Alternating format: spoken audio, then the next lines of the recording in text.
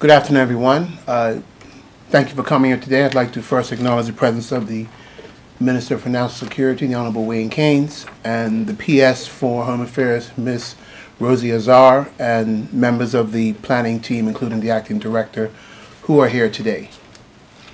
I'm excited to announce the Draft Bermuda Plan 2018 has been published for public consultation as of today. Will be operative development plan for our whole island. The vision of the Draft Bermuda Plan 2018 is effectively to manage Bermuda's natural and building environment resources and development and help build a healthy, sustainable community.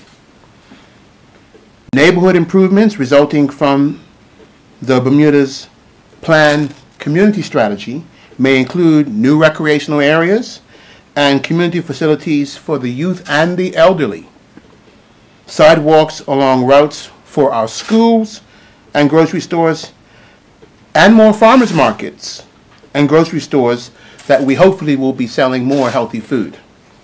The community strategy will aim to foster healthy, stronger communities. The plan's conservation strategy, meanwhile, will continue to focus on protecting ecologically sensitive areas and habitats throughout the island and designating new areas of conservation.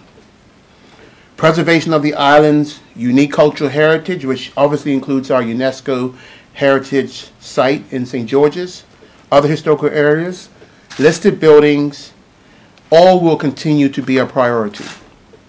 The new plan will address the issue of climate change and the need to incorporate sustainable designing principles in all of our new developments going forward to reduce carbon dioxide emissions, minimize energy consumption, a focus on conservation and efficiency, of course, and minimize our vulnerability to flood and higher temperatures.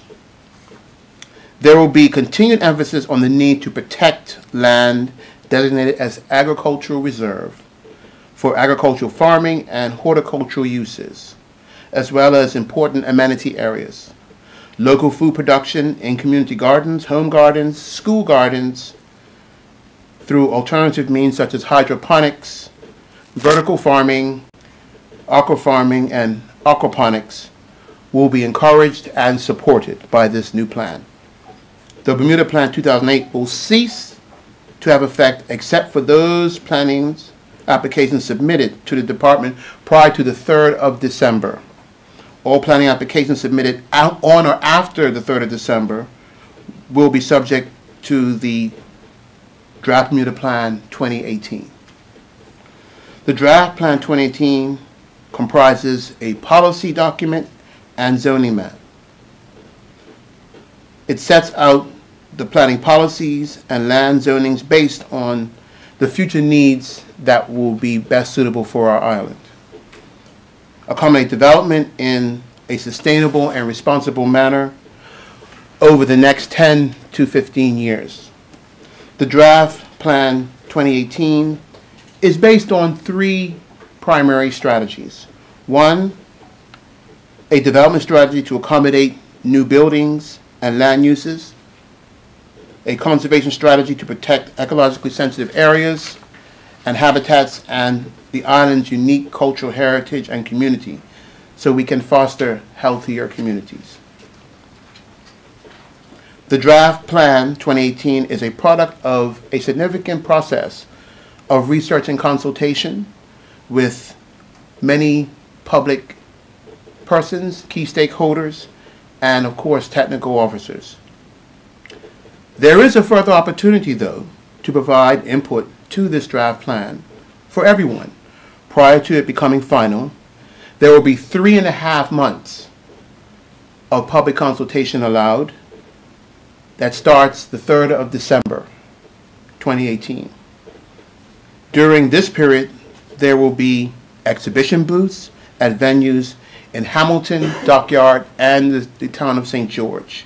Technical officers will also be available at these booths to answer any questions. And the Department of Planning will happily answer any questions people have about the new plan. Members of the public are, of course, invited to review this new draft plan and submit any representations or queries they have going to the Department of Planning's website at www.gov.bm. There will also be 2 computers at the department for any one member of the public to come and review the plan and certainly have any questions answered in the planning reception. The deadline for these representations are the 15th of March of next year, 2019.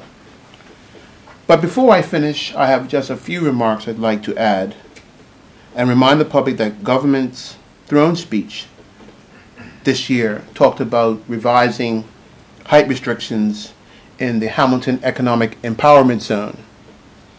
This revision will be included in the North Hamilton Plan, which will actually be published in the new year. In closing, I'd like to thank the team. I can assure you I didn't do all this myself, and also my predecessor, the Minister Walton Brown, who was also the minister responsible for planning, and all the team at Planning's hard work for getting this plan together. The acting director, of course, Mr. Chris Billy, for the work with his team, and the senior planning officer, Julie Marshall, who are all here today, and I thank you all for the work that they've done with all the persons they've worked with in planning.